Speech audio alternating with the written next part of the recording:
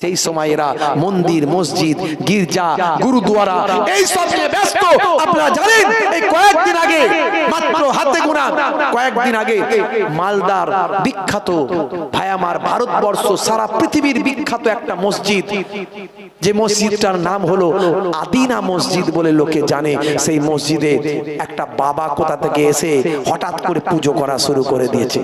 অথচ মালদা হলো সংখ্যালঘু প্রধান এলাকা, মুসলিম প্রধান এলাকা। মুসলমানরা যে শান্তি চায় এটা তার প্রমাণ। মুসলমানরা কোনো কথা বলেনি, তারা পুরুষের উপর ভরসা রেখেছে। হিন্দুরাও শান্তি চায়, মুসলমানও শান্তি চায়। এক শ্রেণীর ধর্ম নিয়ে কারবারি করা রাজনীতির নেতারা অশান্তি চায়।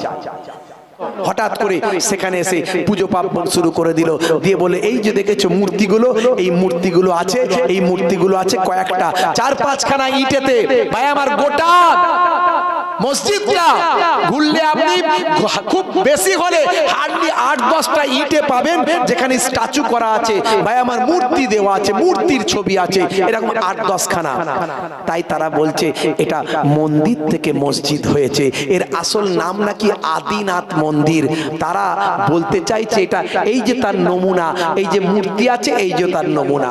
আচ্ছা বলুন তো, বাদশাহ সিকান্দার তৈরি করেছিল মসজিদটা আজ থেকে প্রায় 700-800 বছর আগের, 700-800 বছর আগের, চতুর্দশ শতকে তৈরি এই মসজিদটা যখন বাদশাহ সিকান্দার তৈরি করেছিল, যদি মন্দির ভেঙে মসজিদ হতো তাহলে সব ভেঙে দিল, আর এই 5-7টা ইটের মূর্তি যেগুলো করা আছে সেগুলো দেখতে পেল না, নাকি ইচ্ছা করে ভাঙলো নাকি? মালদা জেলার কথা যখন বলেছে, মালদা রিওয়াজটা একটু করে দিয়ে যায়। মালদা পান্ডুয়ায় যাবেন, মালদা টাউন থেকে আর ভাইরা আমার 20-30 কিলোমিটারের মধ্যে মালদা পান্ডুয়া, সোজা একবারে রাস্তা, একই রাস্তা বাবা। চলে যাবেন একেবারে দিনাজপুর, জলপাইগুড়ি, দার্জিলিং এর রাস্তা যেটা, সেই রাস্তা বাই রোড। ভাই আমার, জায়গার নাম হলো পান্ডুয়া শরীফ। এই পান্ডুয়া শরীফে গিয়ে ভাই আমার, তৎকালীন রাজা বাদশাদের একটা রাজধানী ছিল বাবা, ওই পান্ডুয়া শরীফই আছে। ভাই আমার, পাশি জায়গাটার নাম হলো আদিনা, ওখান থেকে 1/2 কিলোমিটার আদিনা বলে জায়গা। পাশি লাইন ছিল, তৎকালীন যুগের স্টেশন ছিল আদিনা স্টেশন। হে তরুণ যুবকেরা, এই মসজিদটা বিশাল মসজিদ আজও আছে, যেটাকে আদিনা মসজিদ বলা হয়। বন্ধুরা আমার, এই পান্ডুয়া শরীফের হে জওয়ান যুবকেরা, আল্লাহর ওলিদের রওজা আছে। আর এই পান্ডুয়া শরীফেরই একটা ভাই আমার, রাস্তার ধারে একটা হুজরা আছে। এই হুজরাটার কেউ কেউ নাম বলে 22 হাজারি, কেউ বলে 22 চিল্লা। ভাই আমার, চিল্লাখানা, জালাল হুজুরের চিল্লাখানা বললে এই হুজরাটা আপনাকে দেখিয়ে দেবে। হে তরুণ যুবকেরা, হে আমার বন্ধুরা, এই চিল্লাখানার সামনে, ইবাদতখানার সামনে, হুজরাখানার সামনে একটা ওয়াকাফ বোর্ড থেকে একটা বোর্ড দেওয়া আছে। আমি যখন প্রথম, আজ থেকে কিছু কম বেশি 15 বছর 20 বছর আগে যখন মালদার জমিনে গিয়ে প্রথম ওয়াজ করেছিলাম, সেই সময় আমি যখন গিয়েছিলাম তখন সেটা পাথরের বোর্ড ছিল। পাথরের বোর্ডের উপর সরকারি অশোক স্তম্ভ দেওয়া ছিল। বর্তমানে সেই বোর্ড আর নাই। এখন যে বোর্ডটা আছে সেটা হলো টিনের বঙর, সেটা ওয়াকাফ স্টেটের পক্ষ থেকে লেখা বাবা। হে তরুণ যুবকেরা, সেখানে পরিষ্কার ভাবে লেখা আছে, ইতিহাসে পড়েছিলাম যেটা, সেখানে গিয়ে সেইটা লেখা পড়তে পারলাম। সেই লেখাটা পড়ে দেখলাম ইতিহাসে আমি আগেই পড়েছিলাম। হে তরুণ যুবকেরা, সাল তারিখ উল্লেখ করে সেখানে লেখা হয়েছে এত এত সালের এত তারিখে ভাই আমার, হুগলি নদীর উপর দিয়ে মুসলমানদের একজন পীর সাহেব এসেছিলেন বাইরে থেকে। পীর সাহেব যখন, হুজুর যখন, আল্লাহর সুফি দরবেশ বান্দা যখন হুগলি নদীর ধারে এলেন, নদীতে তখন পানি বয়ে যাচ্ছে, কোনো বোট পেলেন না, কোনো রকম স্টিমার পেলেন না, কোনো রকম নৌকা পেলেন না, কোনো যানবাহন পেলেন না। ভাইরা আমার, তরুণ যুবকেরা, বানানো গল্প বলছি না, আজও ওয়াকাফ স্টেটের পক্ষ থেকে বোটটা আজও রাখা আছে, যদি প্রয়োজন হয় কালকে গিয়ে একবার দেখে আসুন। কালকে চলে যাবেন মালদা টাউনে নামবেন, সেখান থেকে ট্যাক্সি ভাড়া করে মালদা পান্ডুয়ায় যাবেন।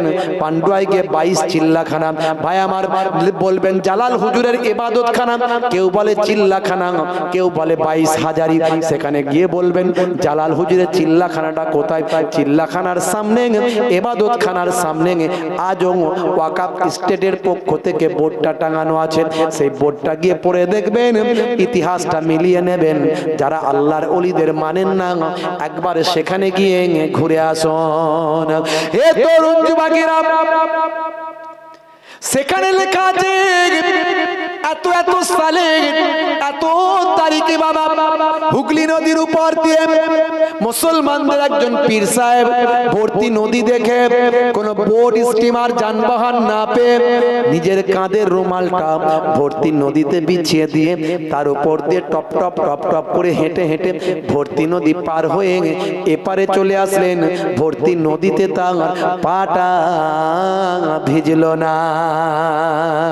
এপারে বসেছিলেন তৎকালীন যুগের গৌড়ের রাজা লক্ষণ সেন। দেখে অবাক হয়ে গেলেন, আহারে মুসলমানদের পীর সাহেব, সত্যিকারের মুসলমানদের ওলি বান্দা, সত্যিকারের মুসলমানদের একজন সাধক তাপস বান্দা, আল্লাহর মাহবুব বান্দা, সত্যিকারের যারা পীর বাবা। আজকে পীর তো অনেকই আছে বাবা, কিন্তু ভণ্ডামিতে ভরে গেছে। পীর সাহেব নামাজ পড়ে নেন, পীর সাহেব গাঁজা খায়, পীর সাহেব কবর সিজদা করে, পীর সাহেব মিথ্যা কথা বলে, পীর সাহেব সুদের কারবার করে, পীর সাহেব বাবা রাসূলের সুন্নতের বাইরে চলে, পীর বাবা নামাজ পড়ে না। এমন ভণ্ড পীর আছে না নাই? ভণ্ডামির জন্য আপনি অরিজিনাল ছেড়ে দেবেন না কি? তা বলে ভাত খেলে গ্যাস হয়, তা মানে কি ভাত খাওয়া নিষেধ? কি বলে ভাত খেলে গ্যাস হয় কারো, তা বলে কি ভাত খাওয়া বন্ধ করে দেবেন? গ্যাস হচ্ছে, ওষুধ খেতে হবে, ভালোটা জানতে হবে, বুঝতে হবে। পীর কিছু পীর ভণ্ড মানে সব পীর খারাপ, তাহলে তো ভুল হয়ে গেল। পীর মানে তো ওস্তাদ, পীর মানে বুজুর্গ, টিচার। এক শ্রেণীর মানুষ তারা পীর ওলি আল্লাহদের ব্যাপারটাকে আউট করে দিচ্ছে, অথচ আল্লাহ নিজে কোরআনে বারবার বলেছেন, ইয়া আইয়ুহাল্লাযীনা আমানুত্তাকুল্লাহ ওয়া কুনু মাআস সাদিকিন। তোমরা আল্লাহর মাহবুব বান্দাদের ভয় করো এবং সত্য, তোমরা আমি আল্লাহকে ভয় করো এবং সত্যবাদীদের সঙ্গী হয়ে যাও। জোরে হবে না? ইয়া আইয়ুহাল্লাযীনা আমানুত্তাকুল্লাহ। গ্রাজুয়েট হবেন, মাস্টার ডিগ্রি করবেন, আপনি ফিজিক্সের পরীক্ষা দেবেন, আপনি সূত্র জানেন না, ফিজিক্সের অঙ্ক বোঝেন না, আপনি কি করে নিজে নিজে অঙ্ক করে নেবেন? আপনার টিচার লাগবে না বোঝানোর জন্য? একজন মাস্টার লাগবে না? অবশ্যই আল্লাহর কোরআনকে বোঝানোর জন্য, রাসূলের হাদিসকে বোঝানোর জন্য, আল্লাহকে সহজে চেনানোর জন্য, রাসূলকে সহজে চেনানোর জন্য ভাই আমার আপনার একজন বুজুর্গ বান্দা লাগবে। সেই বুজুর্গ বান্দাটাকে কেউ বলেছে মাস্টার, কেউ বলেছে টিচার, কেউ বলেছে পীর, কেউ বলেছে শায়েখ, কেউ বলেছে ওলি, কেউ বলেছে মুর্শিদ, যে যেভাবে বলে সেটা বলে। তো আপনার অসুবিধা কোথায় পীর শব্দটা নিয়ে? নামাজ শব্দ নিয়ে তো অসুবিধা নাই, নামাজ শব্দ তো কোরআনে নাই, রোজা শব্দ কোরআনে নাই। আপনি শুধু বলেন পীর কোথাও দেখা নাই, পীর কোথাও লেখা নাই। আরে পীরটা তো ফার্সি শব্দ, আরবি জায়গায় লেখা থাকবে কেন? আরবিতে যেটা লেখা আছে সেটা হলো মুর্শিদ। কোরআন খোলো, মুর্শিদ শব্দ পাবে। কোরআন খোলো, ওলি শব্দ পাবে। আল্লাহর ওলিদের পথে চললে দুনিয়াতেও শান্তি, আখিরাতেও শান্তি। হাক্কানি পীর মুর্শিদের তাবেদারি করতে হবে ভাই আমার, হাক্কানি আলেমে হাক্কানির সোহবতে থাকতে হবে, তাহলে শয়তান আপনাকে গ্রাস করে ফেলবে। এই জন্যই টিচার লাগবে, ওস্তাদ লাগবে, ওস্তাদ ছাড়া চলা যায় না। আপনার মাসলা মাসাইল, সুবিধা অসুবিধা, আপনার জান্নাতি পথে, দুনিয়া ভাই আমার আখেরাতের পথে, দুনিয়াবি জীবন জিন্দেগিতে কোন পথে চলবেন আপনি জানবেন না? হাক্কানি একজন পণ্ডিত আলেম হাক্কানির কাছে জানতেই হবে। মন্দির, মসজিদ, গির্জা, গুরুদুয়ারা এই সব নিয়ে ব্যস্ত। আপনারা জানেন এই কয়েকদিন আগে, মাত্র হাতে গোনা কয়েকদিন আগে মালদার বিখ্যাত ভাই আমার ভারতবর্ষ সারা পৃথিবীর বিখ্যাত একটা মসজিদ, যে মসজিদটার নাম হলো আদিনা মসজিদ বলে লোকে জানে। সেই মসজিদে একটা বাবা কোথা থেকে এসে হঠাৎ করে পুজো করা শুরু করে দিয়েছে। অথচ মালদা হলো সংখ্যালঘু প্রধান এলাকা, মুসলিম প্রধান এলাকা। মুসলমানরা যে শান্তি চায় এটা তার প্রমাণ। মুসলমানরা কোনো কথা বলেনি, তারা পুরুষের উপর ভরসা রেখেছে। হিন্দুরাও শান্তি চায়, মুসলমানও শান্তি চায়। এক শ্রেণীর ধর্ম নিয়ে কারবারি করা রাজনীতির নেতারা অশান্তি চায়। চেয়েছিল যে এই বিষয়গুলো নিয়ে বাড়াবাড়ি হোক। অনেকে ইন্টারনেটে বাজে বাজে মন্তব্য করছেন, আমি তাদের বলবো বাজে মন্তব্য করবেন না, খারাপ মন্তব্য করবেন না। কোন হিন্দু খারাপ নয়, কোন মুসলমান খারাপ নয়, কোন হিন্দু অশান্তি চাই না, কোন মুসলমান অশান্তি চাই না। অশান্তি চাই ওই সমস্ত সুকুনগুলো, যে সুকুনগুলো মানুষের গোশত ভক্ষণ করতে চায়। তারা চায় কিভাবে মানুষ মারপিট করবে, খুন খারাপি করবে। তাই তারা গরুর গোশত নিয়ে গিয়ে মন্দিরে ফেলে দেয়, আর শূকরের গোশত নিয়ে এসে মসজিদে ফেলে দেয়, দিয়ে বলে মানুষে মানুষে মারপিট হলে তারা মারা যাবে, তাদের ডেড বডি গুলো আমরা ছিঁড়ে ছিঁড়ে খাবো। আর আর গরু খেতে ভালো লাগে না, আর ছাগল খেতে ভালো লাগে না, আর মহিষ খেতে ভালো লাগে না। এবার একটু মানুষের গোশত ভক্ষণ করে একটু আলাদা টেস্ট নেব, ওই সুকুন গুলো চাই। বুঝতে পারছেন? হঠাৎ করে কোথাও কিছু নেই, আমার বাংলা শান্তির বাংলা, এখানে অশান্তি লাগানো। সেখানে এসে পুজো পাপ শুরু করে দিল, দিয়ে বলে এই যে দেখেছো মূর্তিগুলো, এই মূর্তিগুলো আছে, এই মূর্তিগুলো আছে কয়েকটা 4-5খানা ইটেতে। ভাই আমার গোটা মসজিদটা ঘুরলে আপনি খুব বেশি হলে হার্ডলি 8-10টা ইটে পাবেন যেখানে স্ট্যাচু করা আছে, ভাই আমার মূর্তি দেওয়া আছে, মূর্তির ছবি আছে, এরকম 8-10খানা। তাই তারা বলছে এটা মন্দির থেকে মসজিদ হয়েছে, এর আসল নাম নাকি আদিনাথ মন্দির। তারা বলতে চাইছে এটা এই যে তার নমুনা, এই যে মূর্তি আছে এই যে তার নমুনা। আচ্ছা বলুন তো, বাদশাহ সিকান্দার তৈরি করেছিল মসজিদটা আজ থেকে প্রায় 700-800 বছর আগের, 700-800 বছর আগের, চতুর্দশ শতকে তৈরি। এই মসজিদটা যখন বাদশাহ সিকান্দার তৈরি করেছিল, যদি মন্দির ভেঙে মসজিদ হতো তাহলে সব ভেঙে দিল, আর এই 5-7টা ইটের মূর্তি যেগুলো করা আছে সেগুলো দেখতে পেল না, নাকি ইচ্ছা করে ভাঙলো না? কি করলো বন্ধুরা আমার? আসলে ওটা নয়, এই যুক্তি এখানে খাটবে না, এই যুক্তি এখানে চলবে না। এর ইতিহাস জানতে হবে, একজন ঐতিহাসিকের ইতিহাস থেকে মন্তব্য করলে হবে না, ইন্টারন্যাশনাল ইতিহাস জানতে হবে। জানুন, আমি যখন এই ঘটনা দেখলাম আমাকে লোকে বারবার বলছে হুজুর বিষয়টা একটু খুলে বলুন তো, ব্যাপারটা কি? আমি একটু পড়াশোনা করলাম, একটু জানার চেষ্টা করলাম, দেখলাম ভাইরা আমার এই মসজিদটা লম্বায় দৈর্ঘ্যে কিছু কম বেশি প্রায় 550 ফুট লম্বা। 550 ফুট লম্বা, চিন্তা করুন তো কত লম্বা, কত বিশাল। ভারতবর্ষ শুধু নয়, সারা পৃথিবীতে এত বিশাল মসজিদ মানে 2-1টা আছে কিনা বলা মুশকিল, হাতে গোনা কয়েকটা পেতে পারে। 550 ফুট লম্বা আর 350 ফুট চওড়া, 350 ফুট চওড়া। বাদশাহ সিকান্দার শাহ তিনি এই মসজিদটা তৈরি করেছিলেন যখন তিনি মালদার পান্ডুয়াকে নিজের রাজধানী বানিয়েছিলেন।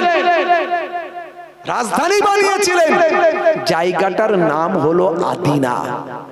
তখনকার যুগে আদিনা স্টেশন ছিল, অনেকে বলে আদিনা মসজিদ, আসলে নামটা আদিনা মসজিদ নয়, জায়গার নাম অনুসারে আদিনা মসজিদ হয়ে গেছে। তো তাই যদি হয় তাহলে আদিনাথ কি করে হয়ে গেল? লোকে কেউ বলছে ওটা আদিনাথ, ভাই জায়গাটার নাম তো আদিনা, আদিনাথ কি করে হলো? এ একটা 2 নম্বর কোশ্চেন। 3 নাম্বার হলো বন্ধুরা আমার, তরুণ যুবকেরা আমার, মুরব্বিয়ানেরা আমার, ইতিহাসটা এবার শুনে রেখে দিন।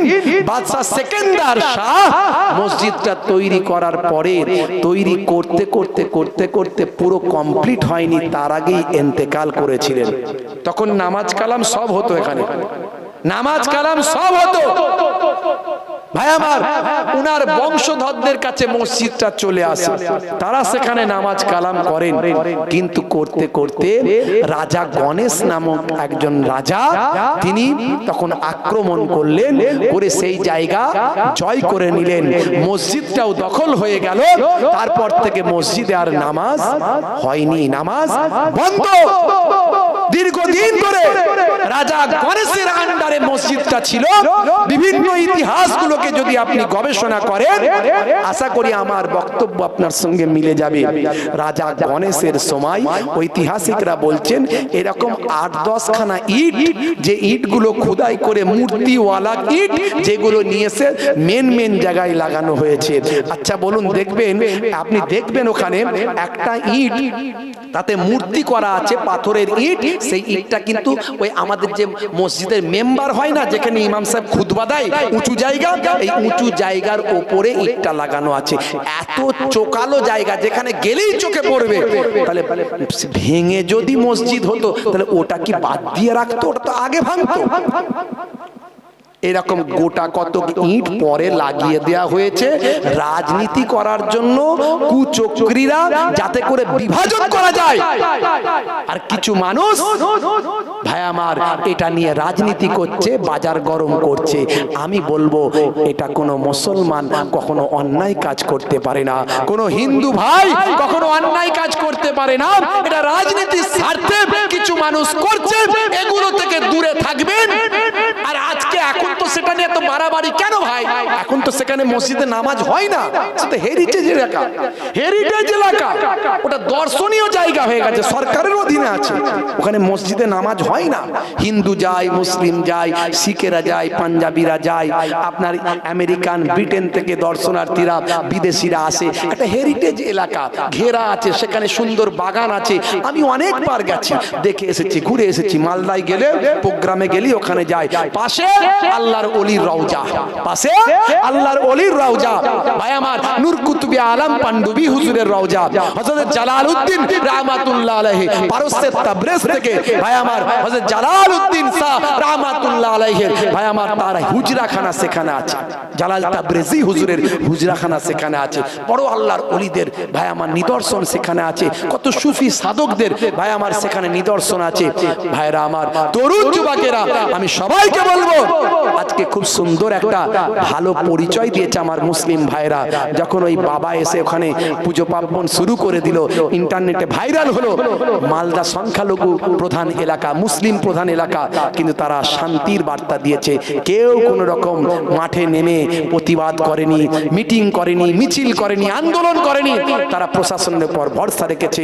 আর আমাদেরও ভরসা আছে, পশ্চিমবঙ্গের প্রশাসন শান্তির পথে চলে, পশ্চিমবঙ্গের প্রশাসন ন্যায় বিচার করবে, এই ভরসা আমাদেরও আছে। বন্ধুরা আমার, তাই আমি অনুরোধ করব, যারা ইন্টারনেটে এই আদিনা মসজিদ নিয়ে বাজার গরম করছেন, তারা করবেন না। তারা ইতিহাস জানুন, ভালো করে জানুন, পড়াশোনা করুন, বিভিন্ন ঐতিহাসিকদের ইতিহাসগুলো পড়ুন। শুধু বাজার গরম করবেন, একজন বাজে কথা বলবে, তার বিরুদ্ধে বাজে কথা বলবে, এতে হিন্দু মুসলিম সকলের মধ্যে একটা সুন্দর সম্পর্ক নষ্ট করার চক্রান্ত চলছে। আমি এরপরও বলবো, যদি কোনো রাজা বাদশা কখনো অন্যায় করে থাকে, নিশ্চয় তার অন্যায়কে মুসলমানেরা প্রশ্রয় দেয়নি, কোনোদিন দেবে না। যদি কোনো মসজিদ কারো জবরদখল করা জায়গায় হয়, আমাদের ইসলামের ফতোয়া হলো জবরদখল করা জায়গায় নামাজ হবে। ভাই হবে? আপনারা সাধারণ লোক বলেন, আমি বলবো না, সাধারণ লোক হবে? হবে না। যতই বড় মসজিদ হোক, সেই মসজিদটা যদি প্রমাণ করতে পারে যে এটা কোনো জায়গা জবরদখল করে করেছে, কি গির্জা ভেঙে করেছে, কি গুরুদুয়ারা ভেঙে করা হয়েছে, কি মসজিদ ভেঙে করা হয়েছে, সেই জায়গাটা সরকারকে ভাঙতে হবে না, মুসলমানরাই ভেঙে দেবে। কারণ ওখানে নামাজ পড়লে নামাজ হবে না, নামাজ হবে না। আজকে ভাই আমার, বাবরি মসজিদ নিয়ে কোর্ট যেটা রায় দিয়েছে, আস্থার উপরে রায় দিয়েছে। ইন্টারনেট খুলুন, কোর্টের উপরে আমরা বিশ্বাস রেখেছি। আমরা নিশ্চয়ই কোর্ট যেটা বলবে সেটা মেনে নিতে বাধ্য, কারণ আমরা দেশকে প্রেম করি, দেশকে ভালোবাসি। I love my India. আমরা দেশের কনস্টিটিউশনকে ভালোবাসি, সংবিধানকে ভালোবাসি। তাই দেশ আমাদের সুপ্রিম কোর্ট যেটা বলবেন আমরা মেনে নেব। কিন্তু আমাদের ছোট্ট জ্ঞান বুদ্ধিতে আমরা জানি যে কোর্টের বিচার হয় এভিডেন্সের উপর, প্রমাণের উপর, তথ্যের উপর, দলিলের উপর, ভাই আমার নথির উপর। কোর্টের বিচার কখনো ভালোবাসা দিয়ে, আস্থা দিয়ে, সম্মান দিয়ে হয় না, এসব দিয়ে না। কোর্ট দলিল দেখবে, বিচার করবে, প্রমাণ দেখবে, বিচার করবে। তো যাই হোক, সেটা আমরা মেনে নিয়েছি, কিন্তু বড় দুঃখ পেয়েছি, আমরা বড় ব্যথা পেয়েছি। আমরা আল্লাহর উপর ভরসা রেখেছি, কথা ঠিক না ভুল? কারণ আমার আল্লাহ একদিন না একদিন ন্যায় অন্যায়ের বিচার করবেন, কথা ঠিক না ভুল বলেন? তাই আমি বলবো, কেউ বাজে মন্তব্য করবেন না, বাজে কথা বলবেন না। হিন্দু আর মুসলিম মোরা দুই সহোদর ভাই, এক বৃন্তে দুটি কুসুম, এক ভারতে ঠাই। হিন্দু বিপদে পড়লে মুসলমান তার পাশে দাঁড়ায়, মুসলমান বিপদে পড়লে হিন্দু ভাইরা তার পাশে দাঁড়ায়। আমাদের এই সম্পর্ক আজও বাংলায় আছে, আমরা একে অপরের সঙ্গে মিলেমিশে চলি, আর এটাই আমরা সারা জীবন রাখবো। এই প্রতিজ্ঞা আমাদের নিতে হবে। দেশ যখন স্বাধীন হয়েছিল, এই ভারতবর্ষ যখন স্বাধীন হয়েছিল, একদিকে যেমন গান্ধীজির অবদান অস্বীকার করা যায় না, অপরদিকে সীমান্ত গান্ধী খান আব্দুল গাফফারের খানের অবদান অস্বীকার করা যায় না। একদিকে নেতাজি, একদিকে মাওলানা আবুল কালাম আজাদ, একদিকে বিনয় বাদল দীনেশ, একদিকে প্রফুল্ল চাকির, আর একদিকে ভাই আমার তিতুমির গোলাম মাসুম, ভাই আমার কি বলবো শের আলী, আশফাকুল্লাহ, এদের অবদান অস্বীকার করা যায় না। বন্ধুরা আমার, তরুণ যুবকেরা আমার, সেই মালদা জেলায় আল্লাহর ওলিদের আজকে ভাই আমার রওজা আছে, সেখানে অনেক রওজা আছে। আজকে আমাদের ওলি আউলিয়াদের পথে চলতে হবে, ওলি আউলিয়াদের দেখানো পথে চলতে হবে। যারা কোরআন মানবে তারা হেদায়েত প্রাপ্ত হবে। আল্লাহর কোরআনে আল্লাহ বলেছেন, বান্দারে শুনে রেখে দে, জেনে রেখে দে, হে দুনিয়ার মানুষ, আমি একটা উদাহরণ দিয়ে বলি। কোম্পানি যখন কোনো প্রোডাক্ট মার্কেটে লঞ্চ করে, সঙ্গে একটা পুস্তিকা দেয়। পুস্তিকা দেয় না? দেয় না? পুস্তিকার মধ্যে লেখা থাকে, যে পুস্তিকার মধ্যে লেখা থাকে প্রোডাক্টটা কেমন ভাবে ব্যবহার করবে, ফ্রিজটা কেমন করে চালাবে, এসিটা কেমন করে অন অফ করবে, এসিটার গন্ডগোল হলে কিভাবে পরিষ্কার করবে, ওর ডালাটা কিভাবে খুলবে, কোনটাকে টানবে, কোন দিক থেকে টানবে, সব লেখা থাকে। এর মধ্যে কোম্পানি যে বইটা দেয়, তার মধ্যে ভুল থাকার সম্ভাবনা 99.99%-এরও কম, কথা ঠিক না ভুল? কারণ যে প্রোডাক্ট তৈরি করেছে সেই তো পুস্তিকা দিয়েছে, অন্য কেউ তো দেয়নি। এই মানুষ নামক প্রোডাক্টটা আমার আল্লাহ পাঠিয়েছেন দুনিয়াতে। তাই হযরতে আদম নবীকে পাঠানোর পর থেকে, হে জওয়ান যুবকেরা, পৃথিবীর বুকে এত কোটি কোটি মানুষ এসেছে বাবা।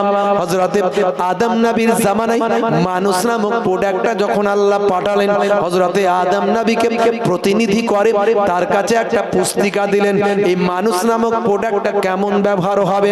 হযরতে ঈসা নবীর জামানায়, শীষ নবীর জামানায়, মুসা নবীর জামানায়, দাউদ নবীর জামানায়, সুলাইমান নবীর জামানায়, আইয়ুব নবীর জামানায়, ইয়াকুব নবীর জামানায়, ইলিয়াস নবীর জামানায়, ইউনূস নবীর জামানায়, 1 লক্ষ বা 2 লক্ষ 24,000 পয়গম্বরের নবীর জামানাতে মানুষ নামক প্রোডাক্টের জন্য আমার আল্লাহ এক একটা পুস্তিকা দিয়েছেন।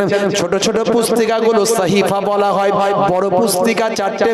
তার মধ্যে ঈসা নবীর জামানায় ইনজিল, মুসা নবীর জামানায় তাওরাত, দাউদ নবীর জামানায় জাবুর, আর আমাদের নবীর জামানায় যে পুস্তিকা দিলেন, সেই পুস্তিকা কিতাবটার নাম হলো কি বলেন? আল কোরআন। যদি আগুন লেগে ধ্বংস হয়ে যায়, ধ্বংস হয়ে যায় পৃথিবীর সব বইয়ের দোকান, তবু বিশ্ব থেকে হারাবে না পবিত্র কোরআন। জোরে হবে না? আর জোরে হবে না?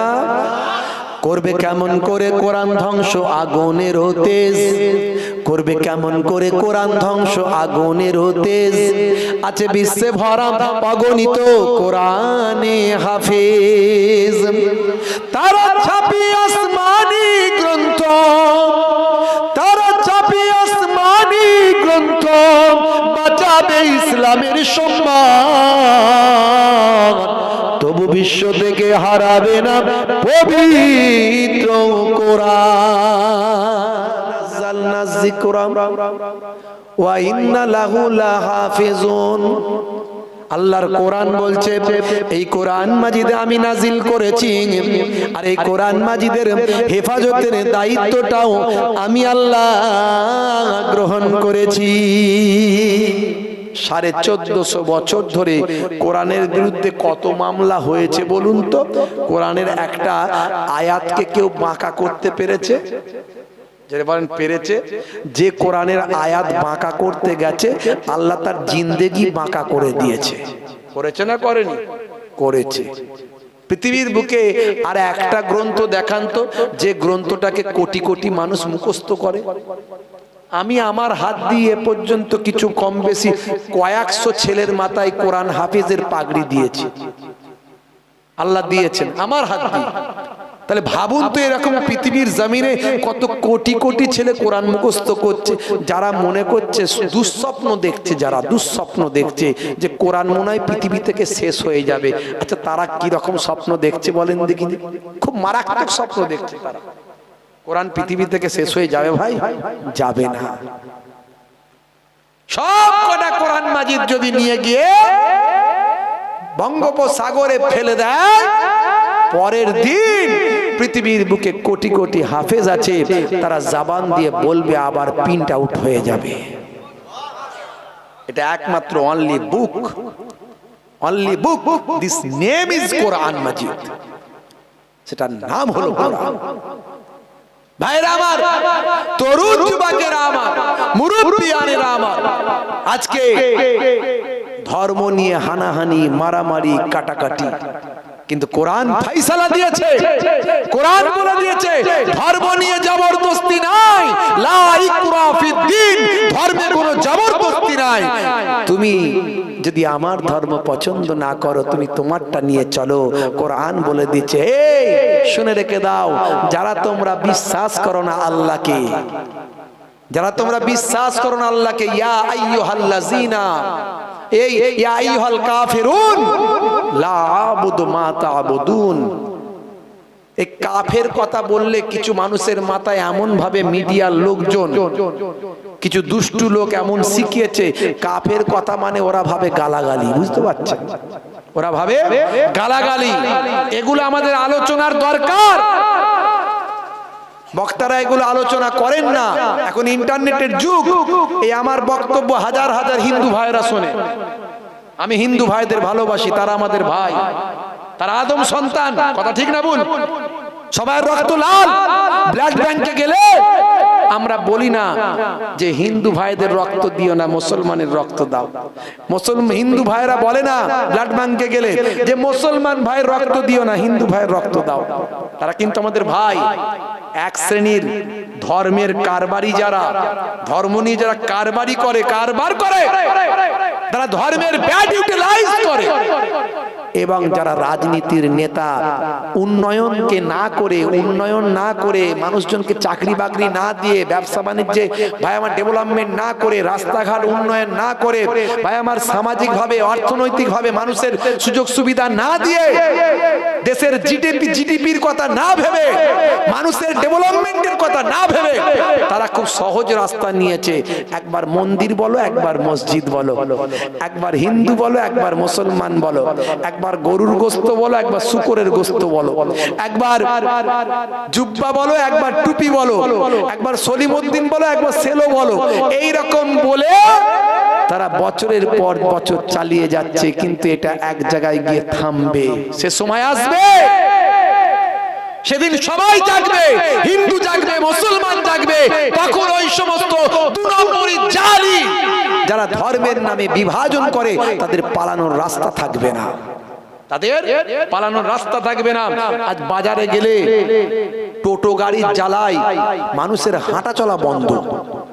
এত টোটো গাড়ির চাপ, সব কটা শিক্ষিত ছেলে টোটো গাড়ি চালাচ্ছে, পয়সার অভাবে 1 কিলোমিটার 10 টাকায় যাচ্ছে, সারাদিনে 100 টাকা, 150 টাকা, 200 টাকা ইনকাম করছে।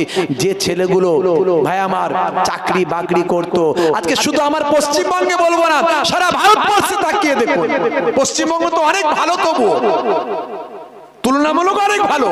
সারা ভারতবর্ষের দিকে তাকিয়ে দেখুন, আমি যেখানে গেছি দেখেছি। বন্ধুরা আমার, বেকারত্বের জ্বালায় মানুষ অস্থির হয়ে পড়ছে। আর হে তরুণ যুবকেরা, হে আমার বন্ধুরা, শুনে রেখে দিন বাবা, জেনে রেখে দেন। যে কথা বলছিলাম বাবা, বলতে বলতে এত দূরে চলে এলাম। হে মুসলমান, একটুখানি খেয়াল করুন। আল্লাহ বললেন, বান্দারে, সাচ্চা মুসলমান না হয়ে মরবি না, কিন্তু মুসলমান আমরা যদি সাচ্চা মুসলমান হয়ে যাই, সমাজটা সুন্দর হয়ে যাবে।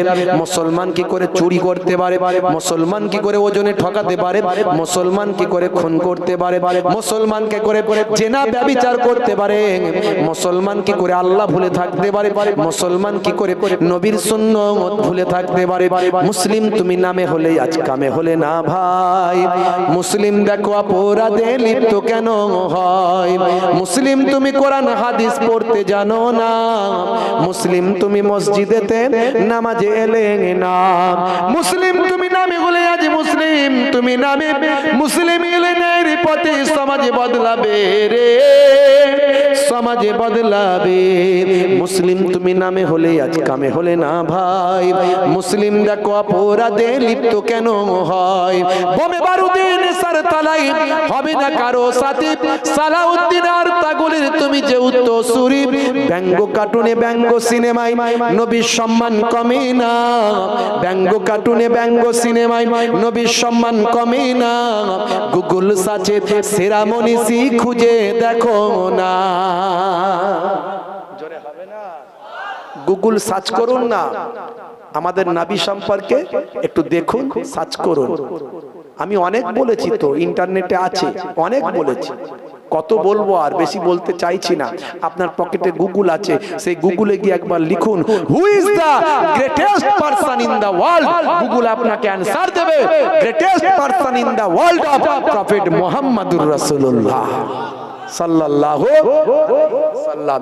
সেই নবীর শিষ্য আজকে কেসিয়াস কেলে, সেই নবীর শিষ্য আজকে মাইক টাইসন, সেই নবীর শিষ্য আজকে হোমিওপ্যাথির জনক যিনি হ্যানুম্যান, সেই নবীর শিষ্য হচ্ছে আজকে ভাই আমার পপ তারকায় সারা পৃথিবীতে যিনি নাম কিনেছিলেন মাইকেল জ্যাকসন, সেই নবীর শিষ্য ভাই আমার কি বলবো, Jennifer, Gary Miller, Gold David, mister Braille, পৃথিবী বিখ্যাত বিখ্যাত কথার পণ্ডিতেরা আমার নবীর শিষ্য হলো। আর মুসলমানের ছেলে সাচ্চা মুসলমান হতে পারলাম না। সাচ্চা মুসলমান হলে আপনি নামাজ ছাড়তে পারতেন না। সাচ্চা মুসলমান হলে আপনি রোজা ছাড়তে পারতেন না। সাচ্চা মুসলমান হলে নবীর সুন্নত ছাড়তে পারতেন না। আল্লাহ বলছেন, বান্দারে, সাচ্চা মুসলমান না হয়ে মরবি না। সাচ্চা মুসলমান হলে আপনি ওজনে ঠকাতে পারবেন না, আলছেটে বাড়াতে পারবেন না, সুদের কারবার করতে পারবেন না, ছোটদের কষ্ট দিতে পারবেন না, বড়দের শ্রদ্ধা অশ্রদ্ধা বিশ্রদ্ধা অশ্রদ্ধা করতে পারবেন না। সাচ্চা মুসলমান হলে স্ত্রীর সঙ্গে খারাপ আচরণ করতে পারবেন না। সাচ্চা মুসলমান হলে পিতামাতাকে কষ্ট দিতে পারবেন না। ভাবুন তো, আল্লাহ যে সাচ্চা মুসলমানের কথা বলেছেন, সেই সাচ্চা মুসলমান হতে পেরেছি কিনা। হে তরুণ যুবকেরা, হে আমার বন্ধুরা, হে আমার মুরব্বিয়ানেরা, খুবই সংক্ষেপ করে বলি বাবা, ছোট্ট করে বলি। হে মুসলমান, আল্লাহ বললেন বান্দারে 82 জায়গায় নামাজের কথা।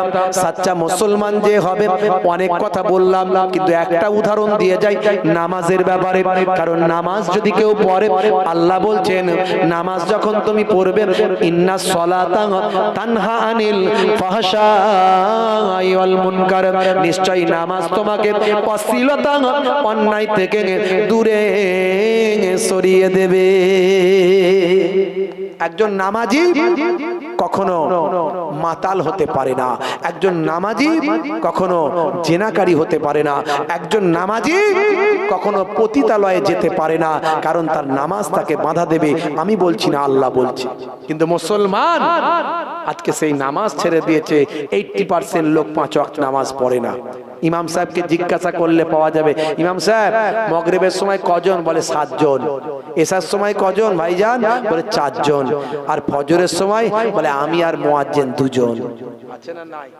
ভাইরা আমার, আল্লাহ বললেন বান্দারে ওয়া আকিমুস সালাত ওয়া আতুজ যাকাত ওয়া আরকাউ মা'আর রাকিঈন, তোমরা সালাতটা আদায় করো, সালাত প্রতিষ্ঠা করো, যাকাত প্রদান করো, আর রুকুকারীদের সঙ্গে রুকুটা করো, অর্থাৎ মসজিদে গিয়ে জামাতে নামাজটা পড়ো।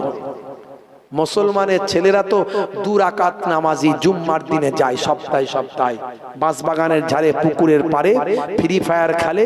যেই মুয়াজ্জিন আল্লাহু আকবার বলে, ও একটা পা হাওড়ায় একটা শিয়ালদায় রেখে জুতো এখানে একটা ছোটে ওখানে একটা ছোটে সবাইয়ের মাথার উপর দিয়ে টপকে টপকে ডিঙিয়ে ডিঙিয়ে যেখানটা ফাঁকা পায় একটু জায়গাটা স্পেসটা বাড়িয়ে সেখানে ঢুকে যায়।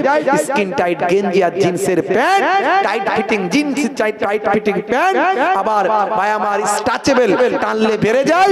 ইমাম সাহেব যে আল্লাহু আকবার বলে রুকুতে যায়, পরের জন সব নিয়ত করে এবারে আল্লাহু আকবার বলবে, ওই ইমাম সাহেবের সঙ্গে সঙ্গে ও রুকুতে যায়, ওর জিন্সের প্যান্ট নিচের দিকে নেমে যায়, গেঞ্জি উপরের দিকে উঠে যায়, শিয়ালদার বর্ডার দেখা যায়। কথা ঠিক না ভুল বলেন? পরের নামাজিরা চিন্তা করে নামাজ আমাদের হবে তো ভাই? এরম নামাজি পাবলিক আছে না নাই? 2 রাকাতের নামাজি নামাজ পড়বে বেরিয়ে যাবে, ওরা ওদের 22 রাকাত দরকার নাই। হে আমার বন্ধুরা, হে আমার মুরব্বিয়ানেরা, শুনে রেখে দিন বাবা, জেনে রেখে দিন বাবা, আল্লাহ ওয়ালা হয়ে যান, আল্লাহর ওলিদের দেখানো পথে নামাজ পড়ুন। আল্লাহর ওলিরা যেভাবে নামাজটা পড়তে বলেছেন সেভাবে পড়ুন। আল্লাহর ওলিরা যেভাবে নবীর সুন্নতটা আমল করতে বলেছেন সেভাবে আপনি আমল করুন। হে তরুণ যুবকেরা, হে আমার বন্ধুরা, যারা আল্লাহর হয়ে যায় আল্লাহ তাদের হয়ে যায়। মাল্লাহুল মাওলা ফালাহুল কুল, বান্দা যখন আল্লাহর হয়ে যায় কুল মাখলুকাত তার গোলাম হয়ে যায়। মান কানা লিল্লাহি কানা আল্লাহু লাহু, যে বান্দা আল্লাহর হয়ে যায় স্বয়ং আল্লাহ তার হয়ে যান। আপনাকে চিন্তা করতে হবে না, এই ভারতবর্ষ আল্লাহর ওলির দেশ, এই দেশেতে আছে খাজা গরিব নওয়াজ মাইনুদ্দিন চিশতি আজমিরি সঞ্জারি, এই দেশেতেই আছে হযরতে নিজামউদ্দিন আউলিয়া, এই দেশেতে আছে খাজা বাকিবুল্লাহ, এই দেশে ভাই আমার আরাম করছেন, এই দেশের মাটিতে আরাম ফরমাচ্ছেন আপনারা আমার পীর মুর্শিদ জামানার মুজাদ্দিদ হযরতে পীর আবু বকর সিদ্দিক রাহমাতুল্লাহ। আপনাকে চিন্তা করতে হবে না, আপনি আল্লাহর হয়ে যান, আমার আল্লাহ ওলিদের ওসিলায় আপনার হেফাজতের দায়িত্ব গ্রহণ করে নেবে।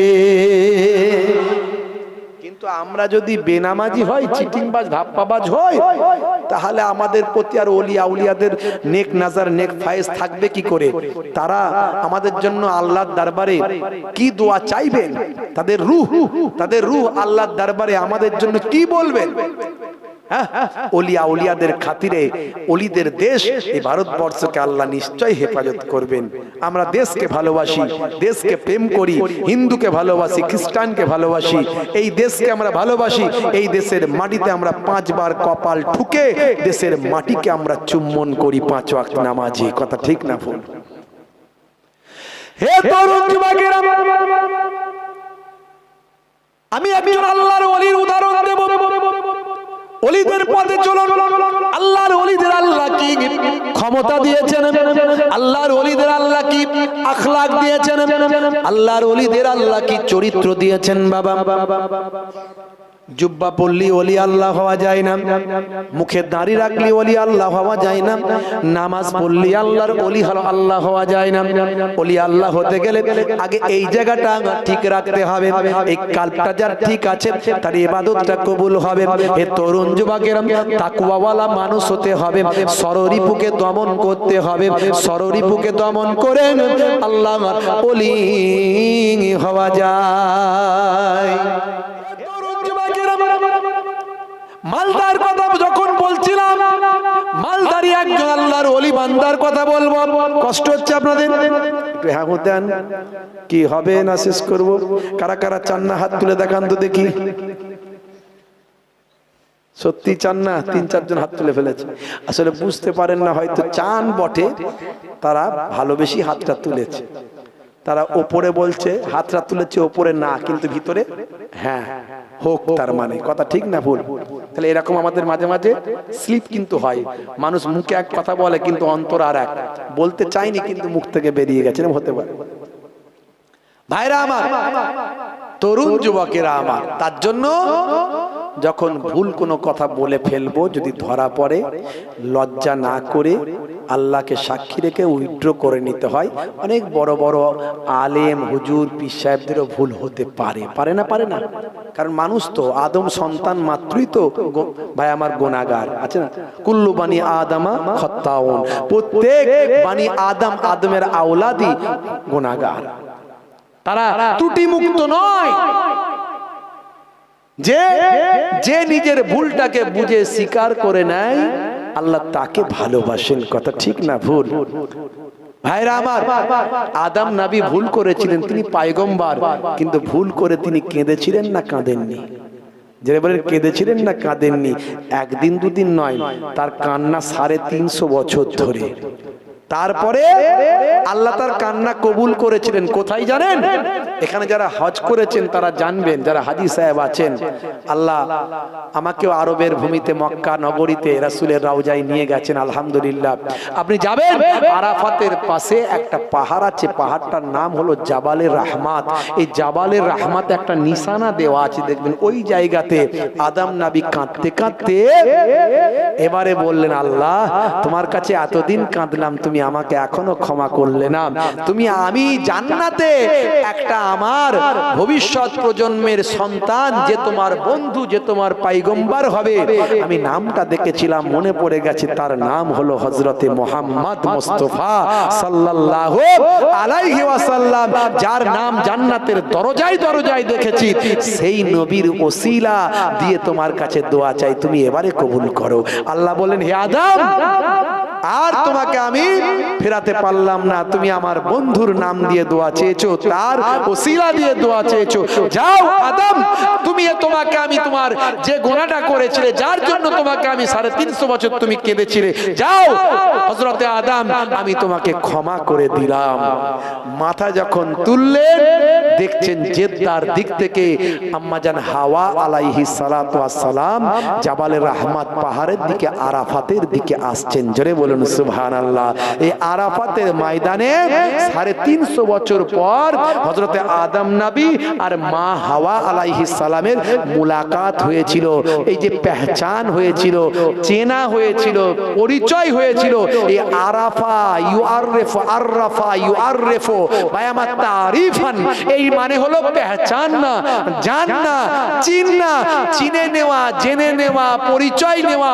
এই সেই জন্য ওই ময়দানটার নাম হয়ে গেছে আরাফাতের ময়দান, কারণ ওখানেই আদম নবী মা হাওয়া আলাইহিস সালামের পরিচয় হয়েছিল। জোরে বলুন সুবহানাল্লাহ। জান্নাত থেকে বেরোনোর পরে, বুঝতে পারছেন বাপেরা আমার, তরুণ যুবকেরা আমার, কোনো ভুল হলে আল্লাহর কাছে ক্ষমা চান। সারা জীবন অন্যায় করেছেন, আজকের পরে তওবা করুন। আল্লাহ বলছেন, তুবু ইলাল্লাহি তাওবাতান নাসুহা, ইয়া আইয়ুহাল্লাযিনা আমানু, হে বিশ্বাসী বান্দারা, তুবু ইলাল্লাহি তাওবাতান নাসুহা, তোমরা তওবা করো, তওবাটা অন্তর থেকে, একেবারে হৃদয় থেকে তোমরা তওবা করো। আমি আল্লাহ বলে দিচ্ছি, লা তাকনাতু মির রাহমাতিল্লাহ, বান্দা আমার রহমত থেকে নিরাশ হয়ে যাস না। তোরা যখন তওবা করিস, আমি আল্লাহ জীবনের গুনাহ মাফ করে দিই।